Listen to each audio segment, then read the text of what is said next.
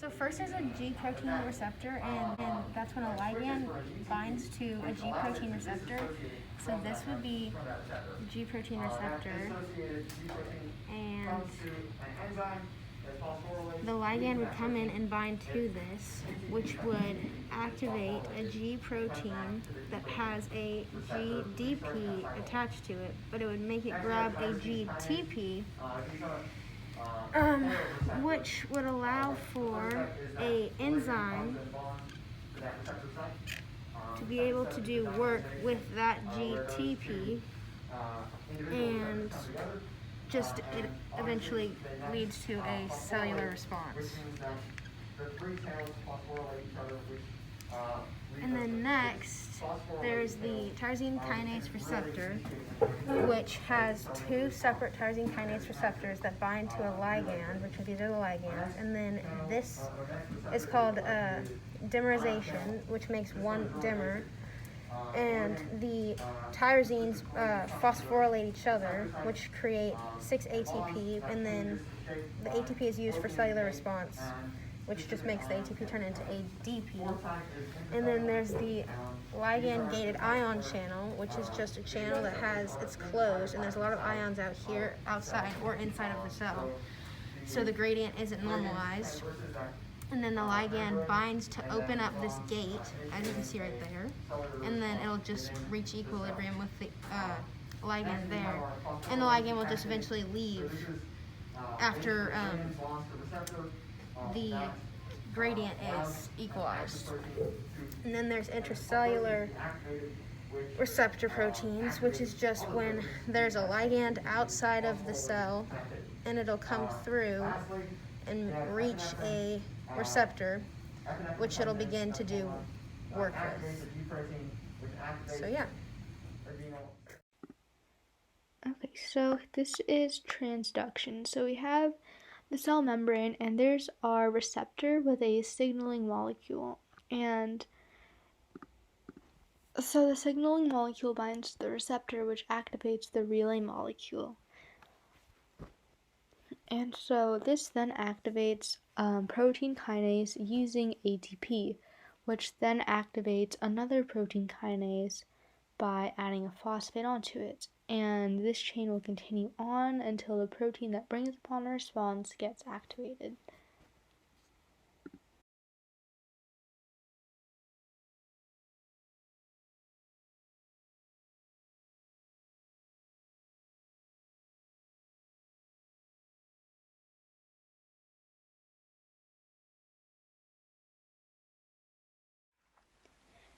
Okay, so we have our cell, and then we have our G protein coupled receptor, which an epinephrine gets bound to that, and we have our G protein. And the G protein is attached to a GDP. But when the epinephrine binds to the receptor, the G protein will bind to a GTP instead. This then moves over and activates adenylyl cyclase. So this adenylyl cyclase has been activated and phosphorylated. As you can see, the phosphate is added.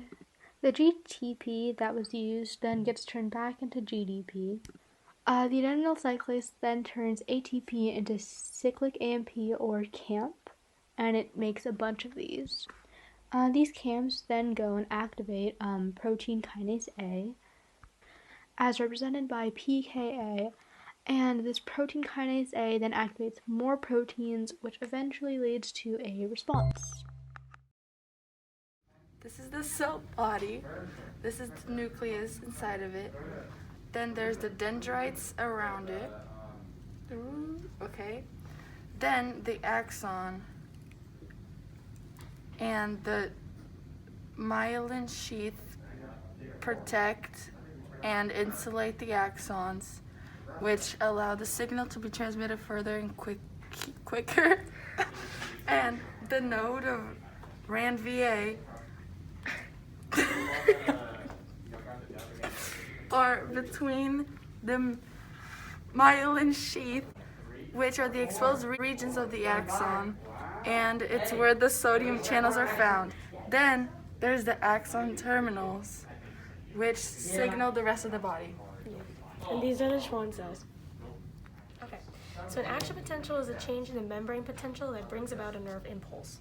The steps are depolarization, repolarization, overshoot, slash hyperpolarization, and then the resting period. So our first step is, let's draw the graph real quick. Okay, cute. Okay, so most of the NA channels are closed and the axon is at a resting period, which is what we have here. And then some sort of stimulus depolarization, which is, step number 1 is it's resting and there's a stimulus. And then step number 2 is the depolarization. So some sort of stimulus depolarizes the membrane. So some NA channels open, which allow NA into the cell. And then step 3, the threshold is crossed and more NA channels are open. And the membrane potential rises, so it's rising, look at that. And the inside of the cell becomes more positively charged. And this is called the rising phase. So it's rising, okay? And then step number 4, the membrane potential decreases and the inside of the cell becomes more negative. So now we have it decreasing. And the NA channels are closed, which stops the NA flow. And potassium channels open, causing an outflow of potassium, which is called the falling phase. So, which is also known as repolarization. So, then number 5 is the undershoot.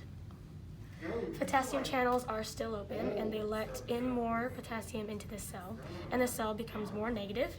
That's step number 4 is the undershoot slash hyperpolarization. And then the last part is a refractory period and it is the, hold on. Okay, sorry. So there is a refractory period in which we cannot do a second action potential instantaneously after the first one, because as we deactivate the sodium channels, it takes them a second to bring them back online or to start again, and the sodium-potassium pump has to reset everything. So this is important because it puts a limit on how many action potentials we can do in a given time. And the whole point of this action potential is to get a brief little blip of positive, and that is how you're able to send that impulse in order to do things such as having your heartbeat or breathing and other involuntary responses. The action potential reaches a synaptic terminal right here, and then depolarization occurs and calcium ions enter the synaptic terminal through here. And then step 3, the rise in calcium ions leads to the fusion of vesicles containing, here's a vesicle cube, containing neurotransmitters with the terminal membrane. This releases the neurotransmitter. And then step 4, the neurotransmitter binds to and activates the receptors to the postsynaptic membrane. The signal is propagated throughout the next neuron. And we have different types of neurotransmitters, which we have, I apologize if I can't pronounce these, but neurohynephrine, dopamine, serotonin, GABA, nitric oxide, acetylcholine, which stimulates muscle contraction.